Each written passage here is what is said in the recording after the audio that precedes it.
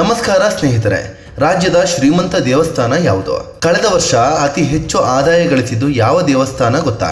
Top 10 ನಲ್ಲಿ ಯಾವೆಲ್ಲ ದೇವಸ್ಥಾನಗಳಿವೆ? ಮುಜರಾಯಿ ಇಲಾಖೆಯ ವ್ಯಾಪ್ತಿಗೆ ಒಳಪಡದ ಏಕೈಕ ದೊಡ್ಡ ದೇವಸ್ಥಾನ ಯಾವುದು? ಎಲ್ಲವನ್ನು ಈ ವಿಡಿಯೋದಲ್ಲಿ ಡೀಟೇಲ್ ಆಗಿ ಹೇಳ್ತೀವಿ. ಅದಕ್ಕೂ ಮುನ್ನ ನೀವಿನ್ನೂ ನಮ್ಮ ಚಾನಲ್ಗೆ ಸಬ್ಸ್ಕ್ರೈಬ್ ಆಗಿಲ್ಲ ಅಂದ್ರೆ ಈಗಲೇ ಆಗಿ ನಮಗೆ ಸಪೋರ್ಟ್ ಮಾಡಿ. ನಿಮ್ಮ ಬೆಂಬಲ ನಮಗೆ ತುಂಬಾ ಮುಖ್ಯ. ಕುಕ್ಕೆ ಸುಬ್ರಹ್ಮಣ್ಯ ಕರಾವಳಿ ಭಾಗದ ಫೇಮಸ್ ದೇವಸ್ಥಾನಗಳಲ್ಲಿ ಒಂದು ಕುಕ್ಕೆ ಸುಬ್ರಹ್ಮಣ್ಯ. ಕಡಬ ತಾಲೂಕಿನಲ್ಲಿರುವ ಈ ದೇವಸ್ಥಾನಕ್ಕೆ ಹರಕೆ ತೀರಿಸೋಕೆ, ದರ್ಶನ ಪಡೆಯೋಕೆ ಅಂತ ಲಕ್ಷಾಂತರ ಭಕ್ತರು ಬರ್ತಾರೆ. ಅದೇ ರೀತಿ ಈ ದೇವಸ್ಥಾನಕ್ಕೆ ಬರೋ ಕಾಣಿಕೆ ಪ್ರಮಾಣ ಕೂಡ ದೊಡ್ಡ ಪ್ರಮಾಣದಲ್ಲೇ ಇದೆ. ಹೀಗಾಗಿ ಆದಾಯ ವೈಸ್ ಈ ದೇವಸ್ಥಾನ ನಂಬರ್ 1 ಸ್ಥಾನದಲ್ಲಿದೆ. 2024-25ನೇ ಸಾಲಿನಲ್ಲಿ ಈ ದೇವಸ್ಥಾನ 155 ಕೋಟಿ 95 ಲಕ್ಷ ರೂಪಾಯಿ ಆದಾಯ ಗಳಿಸಿದೆ. ಇಲ್ಲಿಗೆ ವಿಶೇಷ ದಿನಗಳಲ್ಲಿ 30ರಿಂದ 50 ಸಾವಿರ ಭಕ್ತರು ಭೇಟಿ ಕೊಡ್ತಾರೆ. ಕೊಲ್ಲೂರು ಮೂಕಾಂಬಿಕೆ ಈ ಪಟ್ಟಿಯಲ್ಲಿ ಉಡುಪಿಯ ಕೊಲ್ಲೂರಿನಲ್ಲಿರುವ ಮೂಕಾಂಬಿಕೆ 2ನೇ ಪ್ಲೇಸ್ ಪಡ್ಕೊಂಡಿದ್ದಾರೆ. ಇಲ್ಲಿಗೆ ರಾಜ್ಯ ಮಾತ್ರವಲ್ಲದೆ ಬೇರೆ ರಾಜ್ಯಗಳಿಂದಲೂ ಭಕ್ತರು ಬರ್ತಾರೆ. 2024 ಮತ್ತು 25ರಲ್ಲಿ ಈ ದೇವಸ್ಥಾನದ ಆದಾಯ 71 ಕೋಟಿ 93 ಲಕ್ಷ ರೂಪಾಯಿಯಷ್ಟು ಇದೆ. ಪೀಕ್ ಟೈಮಲ್ಲಿ ದಿನಕ್ಕೆ 17 ಸಾವಿರ ಭಕ್ತರು ಇಲ್ಲಿಗೆ ಭೇಟಿ ಕೊಡ್ತಾರೆ. ವಿವಿಧ ಬಗೆಯ ಪೂಜೆ, ಕಾಣಿಕೆ, ಪ್ರಸಾದ ಮತ್ತು ಭಕ್ತರು ನೀಡುವ ಸೀರೆಯ ಮಾರಾಟ ಆದಾಯದ ಮೂಲವಾಗಿದೆ.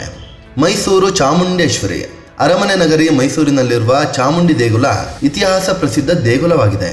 ಇದು ಆದಾಯ ವೈಸ್ 3ನೇ ಪ್ಲೇಸ್ನಲ್ಲಿದೆ. ನಾಡ ದೇವತೆಯಾಗಿರುವ ಈ ತಾಯಿಯನ್ನ ನೋಡಲು ಭಕ್ತರು ಸಾಗರೋಪಾದಿಯಲ್ಲಿ ಬರ್ತಾ ಇರ್ತಾರೆ. ದಸರಾ, ನವರಾತ್ರಿ, ಆಷಾಢದಂತ ಟೈಮಲ್ಲಿ ಇಲ್ಲಿ ಕಾಲಿಡಕ್ಕೂ ಜಾಗ ಇರಲ್ಲ. ಈ ದೇವಸ್ಥಾನ 2024-25ರ ಅವಧಿಯಲ್ಲಿ 50 ಕೋಟಿ 68 ಲಕ್ಷ ರೂಪಾಯಿಯಷ್ಟು ಆದಾಯ ಗಳಿಸಿತು. ನಂಜನಗೂಡು ಶ್ರೀಕಂಠೇಶ್ವರ ಇದೊಂದು ಇತಿಹಾಸ ಪ್ರಸಿದ್ಧ ದೇಗುಲವಾಗಿದ್ದು ಆದಾಯದಲ್ಲಿ 4ನೇ ಪ್ಲೇಸ್ ಪಡ್ಕೊಂಡಿದೆ. ದೊಡ್ಡ ಗೋಪುರ ಹೊಂದಿರುವ ಈ ದೇವಸ್ಥಾನಕ್ಕೆ ಲಕ್ಷಾಂತರ ಭಕ್ತರು ಬರ್ತಾರೆ. ಶ್ರೀಕಂಠೇಶ್ವರನನ್ನ ಕೋಟಿ ಒಡೆಯ ಅಂತಲೂ ಕರೆಯಲಾಗುತ್ತೆ. 2024-25ನೇ ಸಾಲಿನಲ್ಲಿ ಈ ದೇವಸ್ಥಾನಕ್ಕೆ 36 ಕೋಟಿ 12 ಲಕ್ಷ ರೂಪಾಯಿಯಷ್ಟು ಆದಾಯ ಹರಿದು ಬಂದಿತು. ರೇಣುಕಾ ಯಲ್ಲಮ್ಮ ಈ ಪಟ್ಟಿಯಲ್ಲಿ ರೇಣುಕಾ ಯಲ್ಲಮ್ಮ 5ನೇ ಪ್ಲೇಸ್ ಪಡ್ಕೊಂಡಿದ್ದಾರೆ. ಇದನ್ನ ಸವದತ್ತಿ ಯಲ್ಲಮ್ಮ ದೇವಸ್ಥಾನ ಅಂತಲೂ ಕರೆಯಲಾಗುತ್ತೆ. ಬೆಳಗಾವಿಯಲ್ಲಿ ನೆಲೆ ನಿಂತಿರುವ ಈ ತಾಯಿ ಉತ್ತರ ಕರ್ನಾಟಕ ಜನತೆಯ ಆರಾಧ್ಯ ದೈವ. ಇಲ್ಲಿಗೆ ಇಡೀ ರಾಜ್ಯದಿಂದ ಅಪಾರ ಪ್ರಮಾಣದಲ್ಲಿ ಭಕ್ತರು ಬರ್ತಾರೆ. ಈ ದೇವಸ್ಥಾನ 2024-25ನೇ ಸಾಲಿನಲ್ಲಿ 21 ಕೋಟಿ 95 ಲಕ್ಷ ರೂಪಾಯಿಯಷ್ಟು ಆದಾಯ ಗಳಿಸಿತು.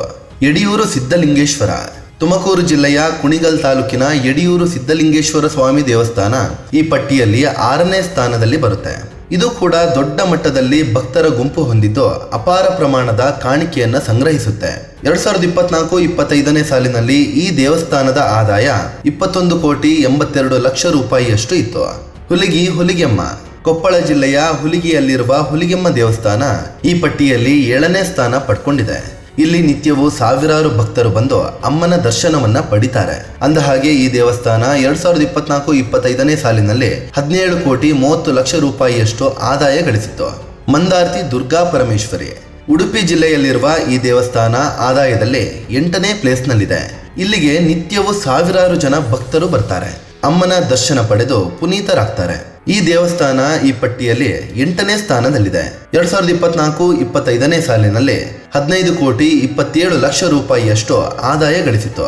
ಘಾಟಿ ಸುಬ್ರಹ್ಮಣ್ಯ ದೊಡ್ಡಬಳ್ಳಾಪುರದಲ್ಲಿರುವ ಈ ದೇವಸ್ಥಾನ ಈ ಪಟ್ಟಿಯಲ್ಲಿ 9ನೇ ಪ್ಲೇಸ್ ಪಡ್ಕೊಂಡಿದೆ. ಇಲ್ಲಿ ಸುಬ್ರಹ್ಮಣ್ಯ ಮತ್ತು ಲಕ್ಷ್ಮೀ ನರಸಿಂಹ ದೇವರಿದ್ದು ದೊಡ್ಡ ಪ್ರಮಾಣದ ಭಕ್ತರ ದಂಡು ಇಲ್ಲಿಗೆ ಬರುತ್ತೆ.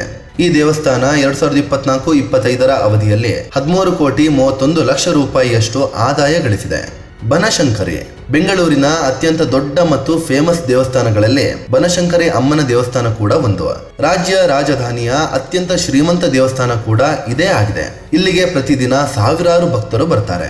2024-25ನೇ ಸಾಲಿನಲ್ಲಿ ಈ ದೇವಸ್ಥಾನ 11 ಕೋಟಿ 38 ಲಕ್ಷ ರೂಪಾಯಿಯಷ್ಟು ಆದಾಯ ಗಳಿಸಿತು. ಧರ್ಮಸ್ಥಳ ಮುಜರಾಯಿ ಇಲಾಖೆಗೆ ಒಳಪಟ್ಟಿಲ್ಲ.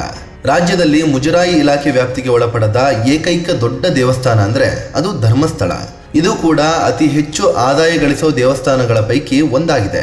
ಇದು ಪೆರ್ಗಡೆ ವಂಶದವರ ಕಂಟ್ರೋಲ್ನಲ್ಲಿದ್ದು ಅವರ ಕುಟುಂಬಕ್ಕೆ ಸೇರಿದ ದೇವಸ್ಥಾನವಾಗಿದೆ. ಆದ್ರೆ ದೇವಸ್ಥಾನಕ್ಕೆ ಎಷ್ಟು ಆದಾಯ ಬರುತ್ತೆ, ಅದು ಹೇಗೆ ಖರ್ಚಾಗ್ತಿದೆ ಅನ್ನೋದರ ಬಗ್ಗೆ ಮಾಹಿತಿ ಲಭ್ಯವಿಲ್ಲ. ಸ್ನೇಹಿತರೆ, ಇದು ರಾಜ್ಯದಲ್ಲಿ ಕಳೆದ ವರ್ಷ ಅತಿ ಹೆಚ್ಚು ಆದಾಯ ಗಳಿಸಿದ ಟಾಪ್ 10 ದೇವಸ್ಥಾನಗಳ ಬಗ್ಗೆ ಮಾಹಿತಿ ಕೊಡುವ ಪ್ರಯತ್ನ. ಈ ದೇವಸ್ಥಾನಗಳಲ್ಲಿ ನಿಮಗೆ ಯಾವುದು ಇಷ್ಟ? ಕಾಮೆಂಟ್ ಮಾಡಿ ತಿಳಿಸಿ. ಅದೇ ರೀತಿ ನೀವಿನ್ನೂ ನಮ್ಮ ಚಾನಲ್ಗೆ ಸಬ್ಸ್ಕ್ರೈಬ್ ಆಗಿಲ್ಲ ಅಂದರೆ ಈಗಲೇ ಆಗಿ ನಮಗೆ ಸಪೋರ್ಟ್ ಮಾಡಿ. ನಿಮ್ಮ ಬೆಂಬಲ ನಮಗೆ ತುಂಬ ಮುಖ್ಯ. ಧನ್ಯವಾದ.